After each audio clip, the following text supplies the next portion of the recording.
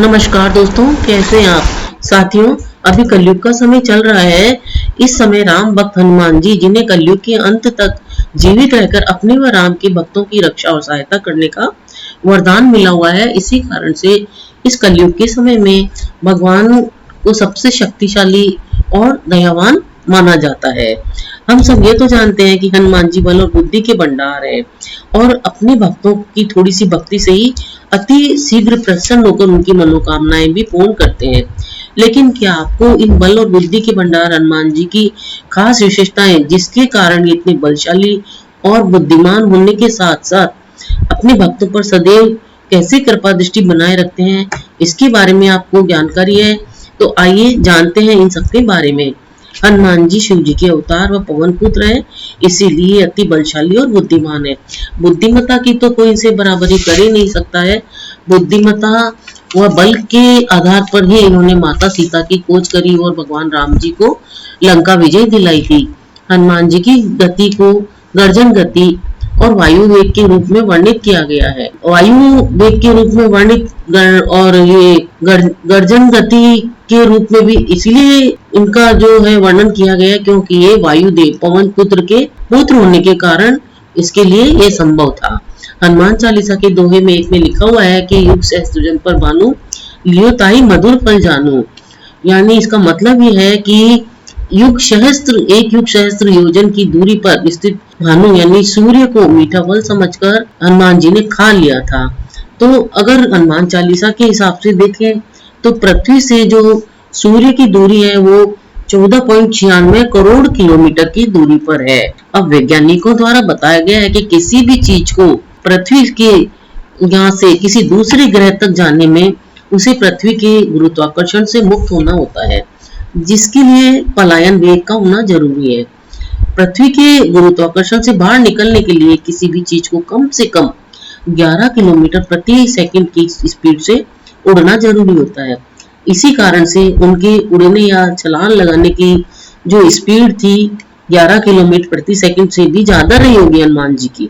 हनुमान जी की शक्ति तो अद्भुत ही है, यह तो वैज्ञानिक भी मानते हैं। आपको पता है कि हनुमान जी का पहला नाम मारुति था, इनकी गदा का नाम कोमोदकी था और इनकी गदा का वजन 21 टन था और इसकी लंबाई 42 फीट थी।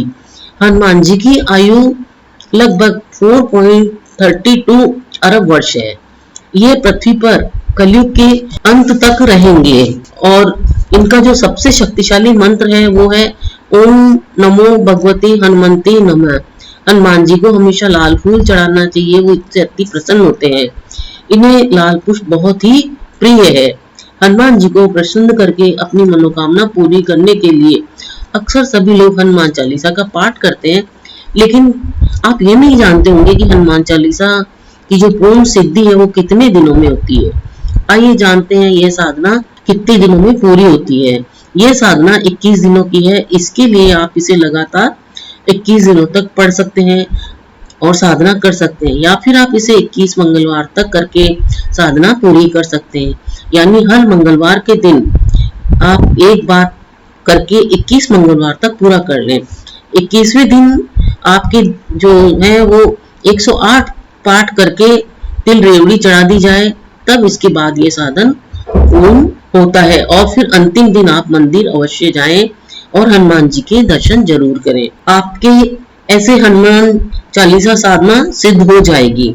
हनुमान जी को हनुमान चालीसा का पाठ करके उनकी प्रिय वस्तु का भोग लगाने से वे भी अति प्रसन्न हो जाते हैं। आइए जानते हैं उनकी प्रिय वस्तुएं जिनका हनुमान जी को भोग लगाने से क्या लाभ मिलता है और कौन सी परेशानियां दूर होती है।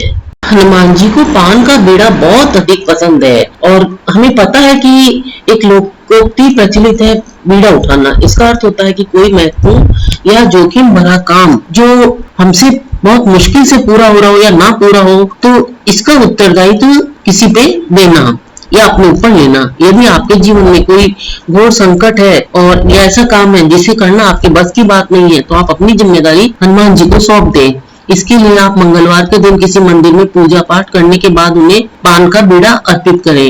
रसीला बनारसी मीठा पान चढ़ाकर और उनसे अपनी प्रार्थना की मांग कीजिए, वरदान मांगिए। लेकिन ये ध्यान रखिए कि पान में तंबाकू, सुपारी या अन्य कोई और सामग्री ना हो। दूसरी और जो इनकी मनपसंद चीज है वो लौंग, इलायची और सुपारी। हनुमान जी को लौंग, इलायची और सुपारी भी बहुत पसंद है। शनिवार के दिन लौंग, सुपारी और इलायची चढ़ाने से शनि के कष्ट दूर हो जाते हैं। कच्ची घानी के तेल के दीपक में लौंग डालकर हनुमान जी की आरती करें, संकट दूर होंगे और धन की भी प्राप्ति होगी। तीसरा जो उनका जो है मनपसंद वो है नारियल। गरीबी से मुक्ति के लिए एक नारियल पर सिंदूर लगाएं और मोली यानी कि लाल धागा बांधें। इसके बाद ये नारियल हनुमान जी को चढ़ाएं। ऐसा कम से कम 11 मंगलवार को करें। यदि इस नारियल को लाल कपड़े में राई के साथ लपेटकर दरवाजे के बाईं ओर दरवाजे पे बांध दिया जाए तो घर में किसी भी प्रकार की अल्लाह बल्ला नहीं होती है, जादू मंत्र या तंत्र का असर भी नहीं होता है, किसी की नजर भी नहीं लगती है। हाँ, नारियल चढ़ाने का ये ध्यान रखिए कि हनुमान जी को कभी भी नारियल बड़ा करके यानी कि फोड़ के ना चढ़ाएं, साबुत नारियल जटाओं से ही चढ़ाना है। जो चौथा है इनकी पसंद का मुख्य वो है गुड़ चने का प्रसाद। हनुमान जी को गुड़ और चने का प्रसाद अक्सर चढ़ाया जाता है।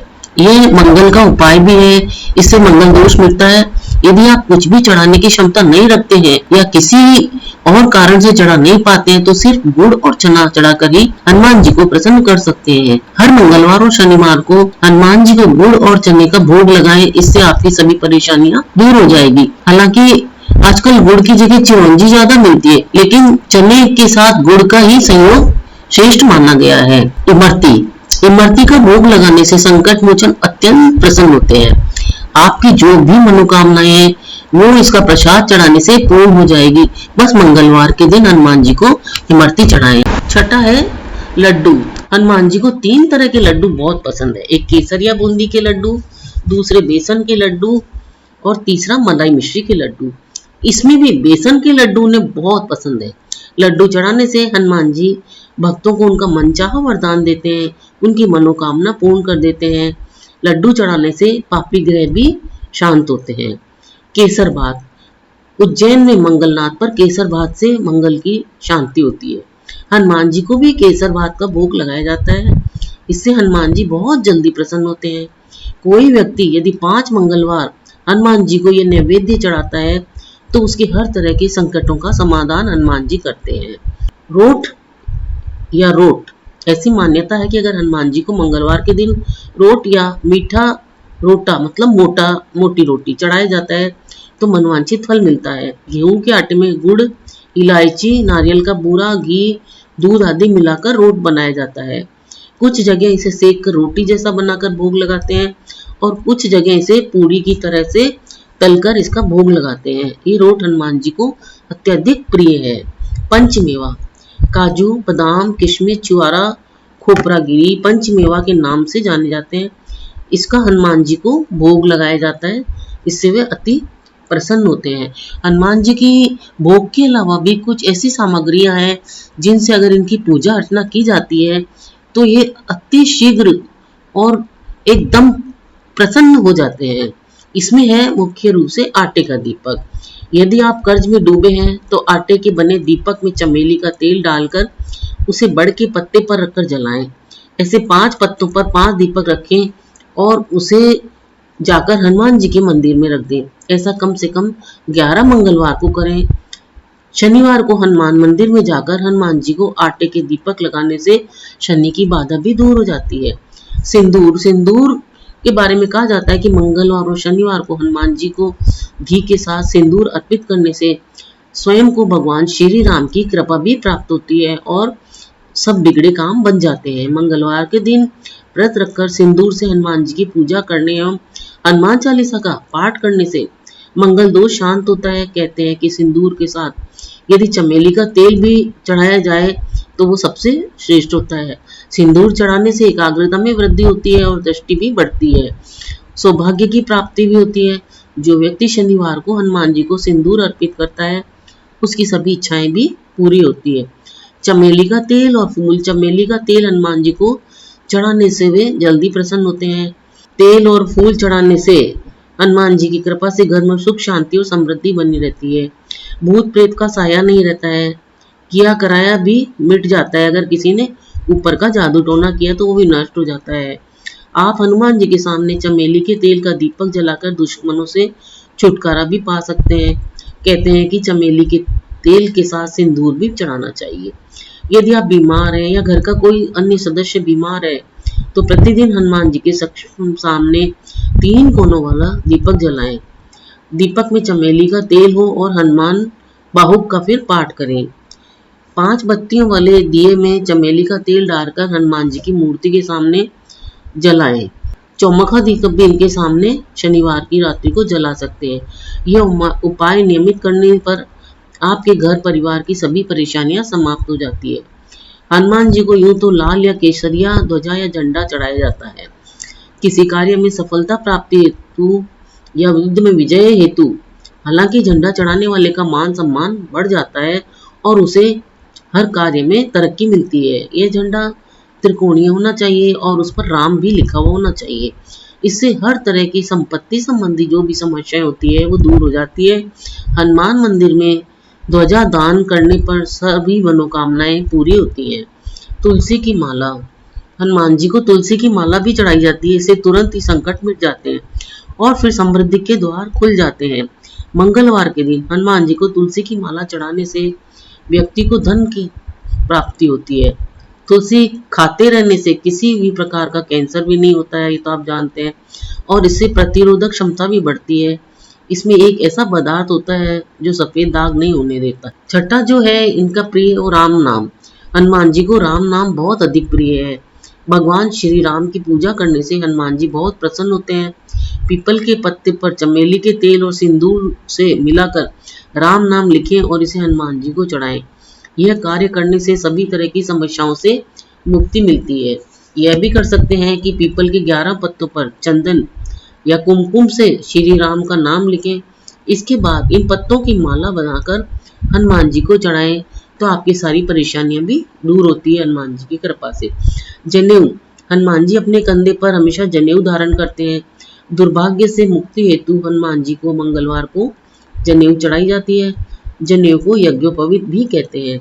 पीले रंग के फूल, हनुमान जी को लाल, गुलाबी और पीले रंग के फूल अर्पित करने से आपको लाभ प्राप्त होता है। हनुमान जयंती में भी ऐसा करना अच्छा होता है। मंगलवार को हनुमान जी को लाल या पीले फूल जैसे कमल, गुलाब, गेंदा या सूर्यमुखी चढ़ाने से ये सारे वैभव और सुख प्राप्त हो जाते हैं। लाल चंदन में केसर, हनुमान जी को लाल चंदन में केसर मिलाकर चढ़ाएं या उनकी मूर्ति पर इसे लगा दें। ऐसा कम से कम 11 मंगलवार को करें और इस दौरान घर में हनुमान चालीसा का पाठ करते रहें। इससे गृह क्लेश दूर हो जाता है और घर में हमेशा शांति बनी रहती है। लाल चंदन घिसा हुआ होना चाहिए, बाजार से लाया हुआ नहीं। जो 10वां है उनका प्रिय पूजा सामग्री वो है सिंदूर और चमेली के तेल का दीपक जलाकर हनुमान जी को लाल लंगोट अर्पित करें। कहते हैं कि ये उपाय प्रतियोगी परीक्षा में सफलता देता है। इसे लाल लंगोट उपाय भी कहते हैं। चोला चढ़ाएं, हनुमान जी को चोला चढ़ाने में उपरोक्त सभी सामग्री शामिल हो जाती है। प्रतिदिन हनुमान चालीसा पढ़ते हुए कम से कम 3 माह में एक बार आप चोला चढ़ाते रहते हैं तो व्यक्ति के जीवन में किसी भी प्रकार का संकट नहीं आता है, और अगर कोई संकट है तो वो शीघ्र मिट जाता है। जो व्यक्ति चोला चढ़ाता रहता है उसके जीवन में भूत पिशाच, शनि और ग्रह बाधा, रोग और शोक, कोर्ट कचहरी, जेल बंधन, मारण, सम्मोहन, उच्चाटन, घटना दुर्घटना, कर्ज, तनाव या चिंता जैसी किसी भी प्रकार की कोई परेशानी नहीं रहती है।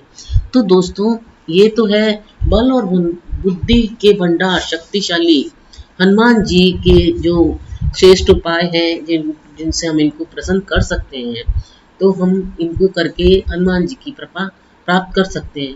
दोस्तों आपको ये जानकारी कैसी लगी? अगर ये जानकारी अच्छी लगी हो तो मेरे इस वीडियो को लाइक, शेयर और सब्सक्राइब करके मेरा उत्साह बढ़ाएं। अपना कीमती समय देकर वीडियो देखने के लिए आप सभी को बहुत बहुत धन्यवाद।